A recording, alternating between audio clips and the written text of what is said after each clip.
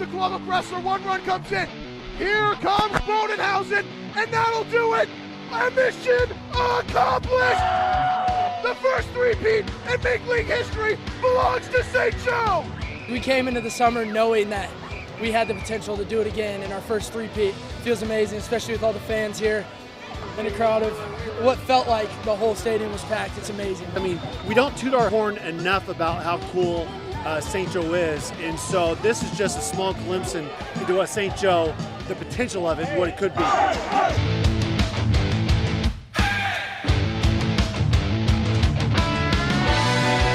And St. Joseph's been known to be a baseball town for a long time. And with the way this team continues to play, perhaps this Mustangs dynasty is just beginning. I think we're going to go for 4, and so 8-time champion sounds nice until you hear 9.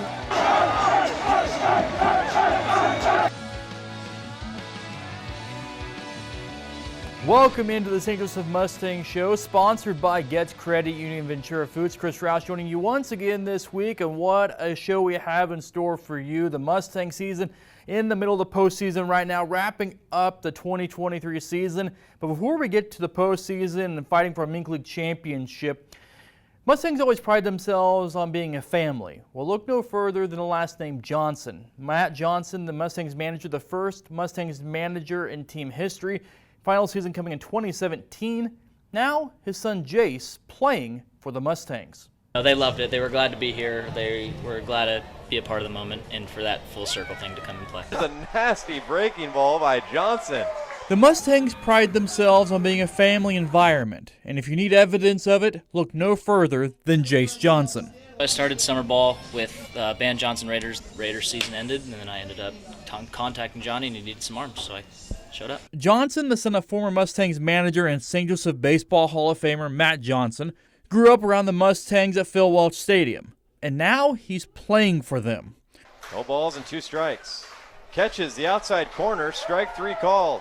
I was more thinking I was going to go in when it was like an 8-0 kind of lead on a team that it didn't really matter, but nope. Johnson made his Mustangs debut last weekend through 2 innings and a win against Chillicothe, striking out 3, including 2 in the 7th inning. Definitely my slider. It's got more movement, obviously, from that submarine arm angle. Kind of my strikeout pitch. A lot of guys don't really hit it, and if they do, it's super weak contact, rollovers, or right off the end of the bat for an easy out. And working out of a jam in the 8th inning in a 1-run game. Boom, he comes out the next inning and, gives up a hit, but he stayed composed. And, we had butterflies. I mean, it's different when you're not in the dugout watching and you're up in the stands. But like I said, he held his composure and went out and did a great job and finished out that inning. The recent high school graduate won't lie. He was a bit nervous. Johnson's grew up with baseball, and he felt some pressure playing for the Mustangs. Yeah, no, totally. I was definitely a little nervous, but in my head I was like, it's just a whole other game. I just like seeing him make it his own. I was never a pitcher. Matt pitched a little bit, but it's just really been the most fun for me to sort of let him drive what he wants to do and where he wants to go, and really his work is what he's going to get out of it. Johnson heads to Scottsdale Community College to continue his baseball career. But before he heads off for college, he's making some special memories with a team close to his heart. It's kind of a full circle moment, getting him to watch grow up on the ballpark and be young and be out there playing catch and taking food from inside of the clubhouse and just being part of that atmosphere to actually being in full uniform. I'd be lying if I said I didn't tear up when he went on the mound a little bit. What has this organization meant to you over the years? Definitely a family, for sure. I grew up, all those guys are my brothers. They were guys that I could probably go to with anything. If I was still here, I'd for sure use those guys as older brothers and family members that I still talk to this day. They come to my games. I see them all the time here, especially when I come with my dad and all that kind of stuff.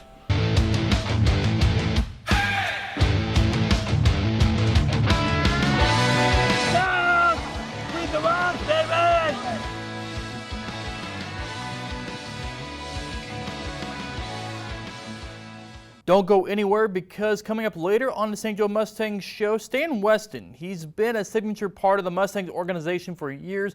He's the grounds crew. He makes sure the field at Phil Welch looks beautiful every night. And he's also made it a family event too, with his grandson also working for the Mustangs this summer.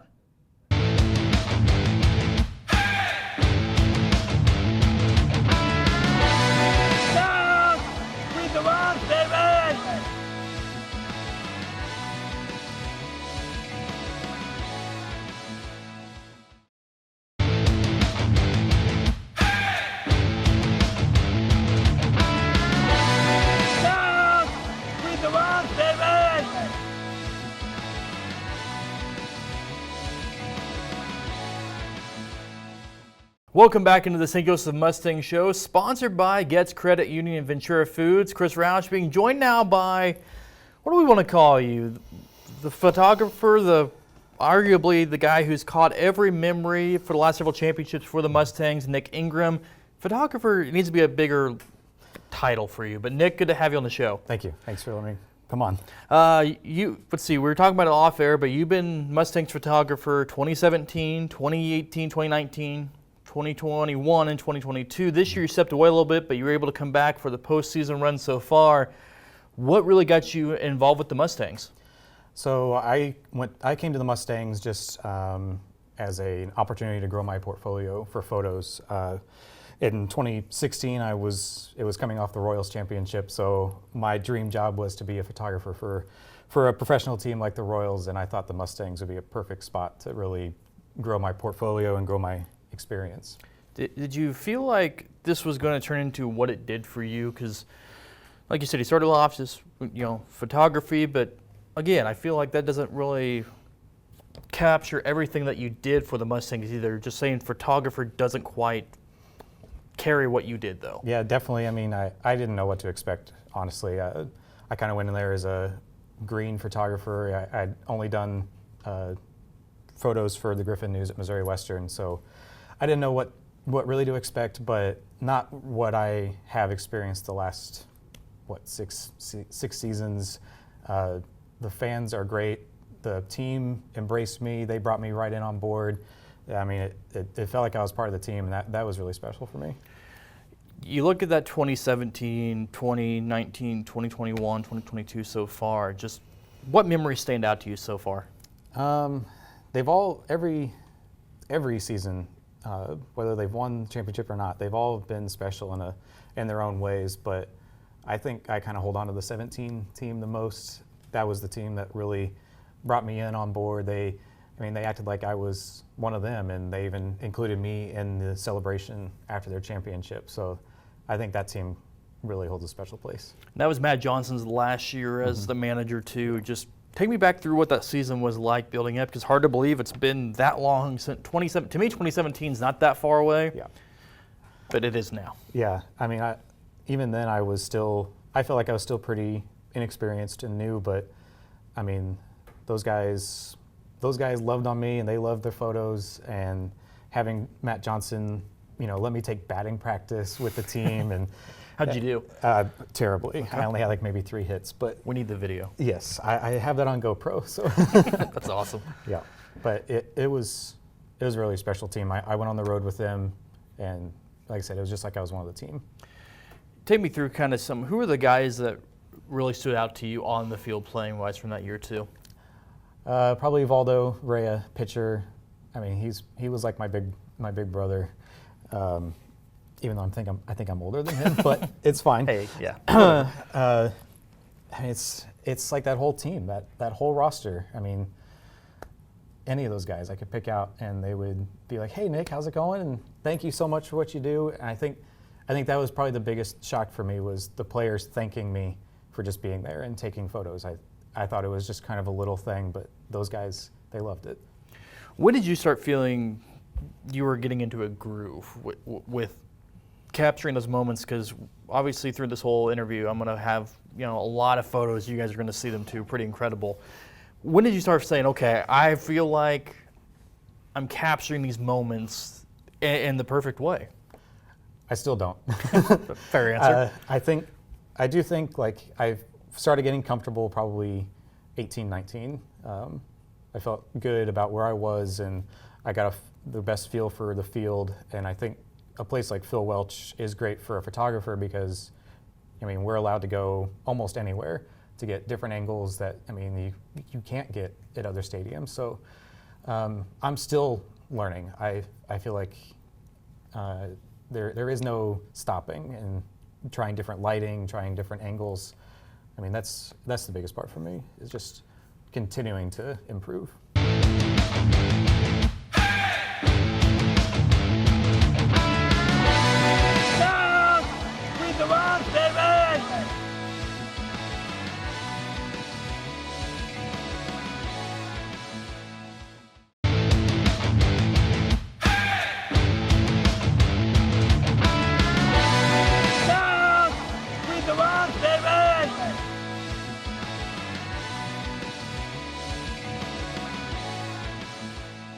What do you make of this run the Mustangs are on right now? 2019, 21, 22, trying to make it a four-peat. Just you don't see that a lot, especially in summer college baseball. Guys come and go.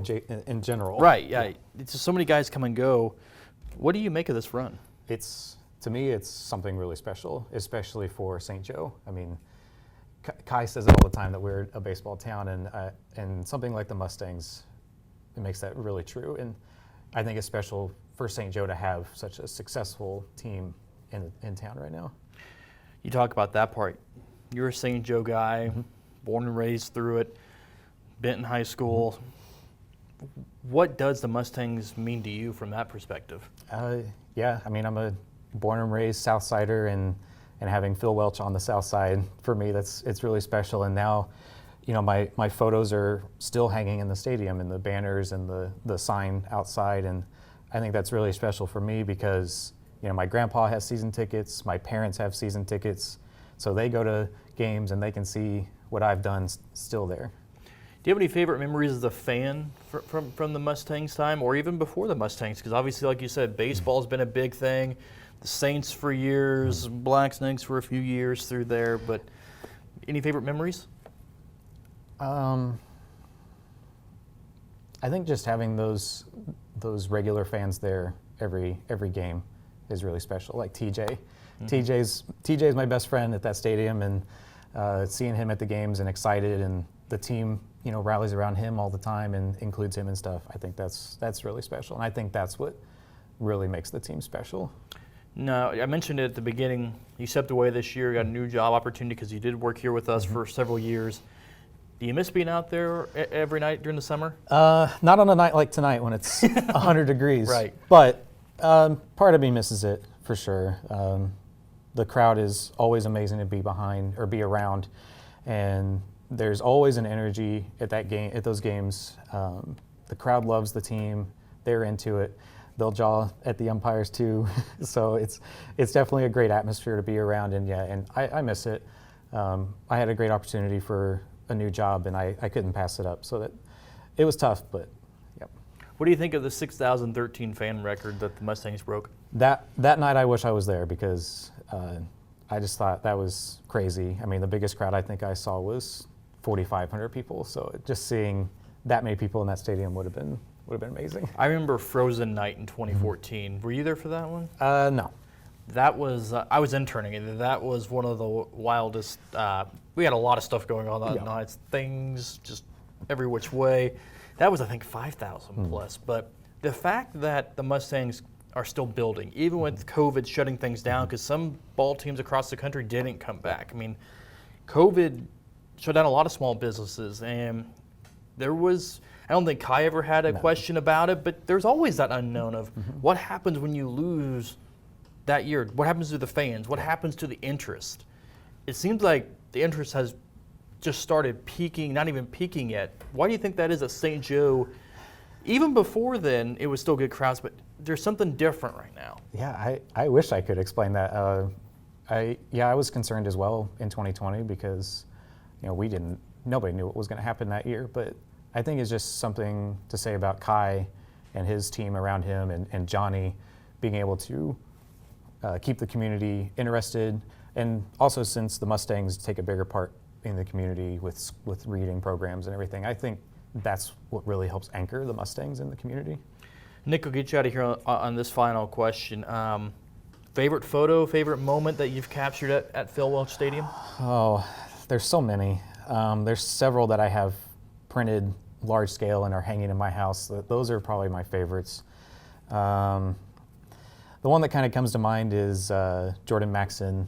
He was running from second to third, and it's kind of a side profile, but it really reminds me of the final moments of the movie Major League, where the catcher is running down first baseline and loses his helmet because his helmet's kicking behind him in the dirt. So that's probably one of my favorites. Nick, appreciate you stopping by and joining the St. Joe Mustangs show. We miss you around here, miss you at Phil Welch, but glad you've been back for the postseason so far. Yep, thanks.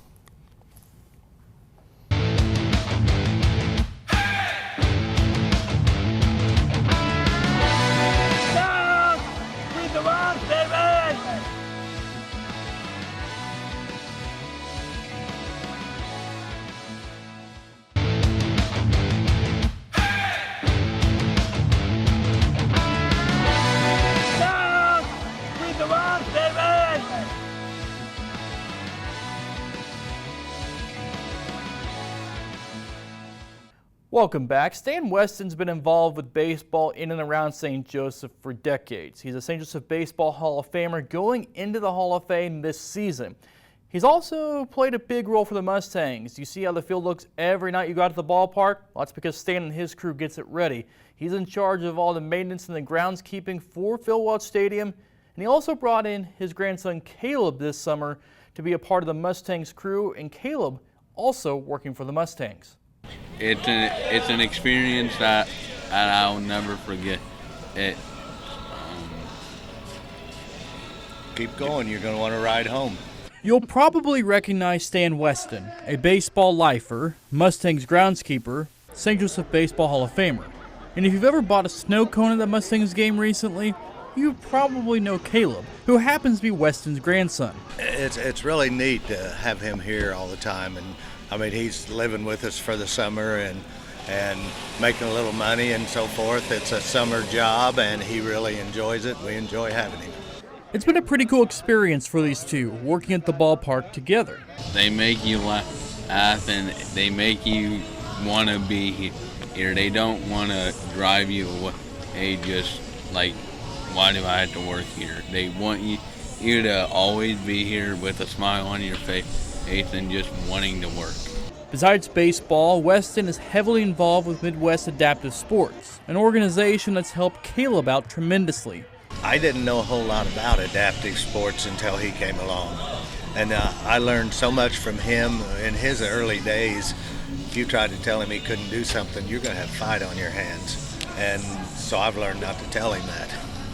But I learned so much about adaptive sports that people with disabilities want to do the same things everybody else wants to do.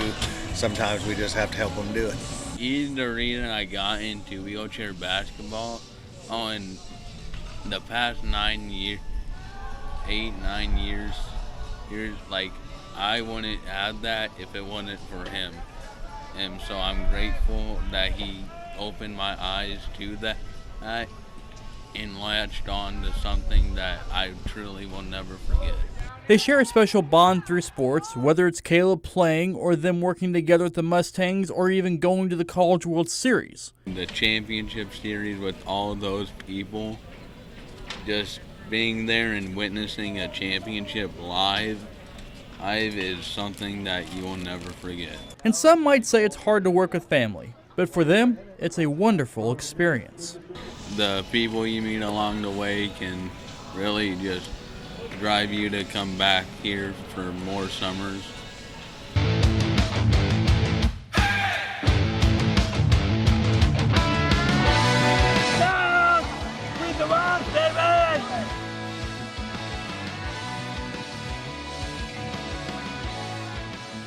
Don't go anywhere. We'll wrap things up here on the St. Joseph Mustangs show exclusively right here on KQ2 and sponsored by Getz Credit Union Ventura Foods. We come back, we'll take a final look at the Mustang season winding down as they're in the middle of the postseason.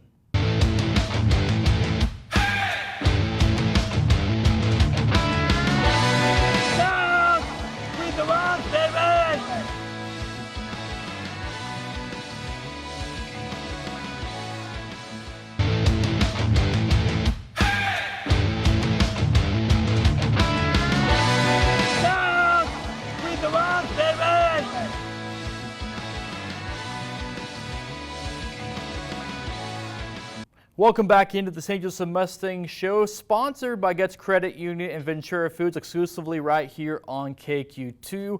What a show it's been for us. Jace Johnson, the son of Matt Johnson, the former Mustangs manager. Jace making his debut for the Mustangs this summer. Also Stan Weston and his grandson Caleb, both working for the Mustangs in different capacities, but making the family event every night at Phil Welch Stadium. And a big thank you to Nick Ingram. He's been the staff photographer for the Mustangs since dating back to 2016. He also relived quite a few memories from his time around the organization. Big thank you to him as well as everybody that takes part in helping this show be successful. And until next week, Saturday at 9 a.m. and Sunday afternoon at 5 p.m., we'll see you then.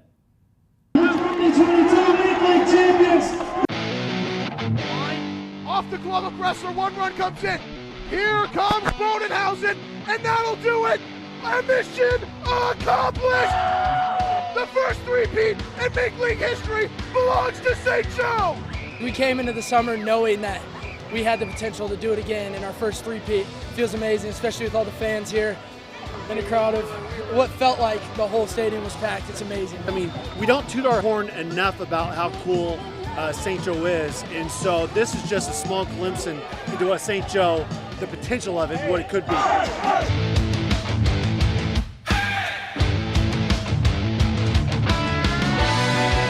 And St. Joseph's been known to be a baseball town for a long time.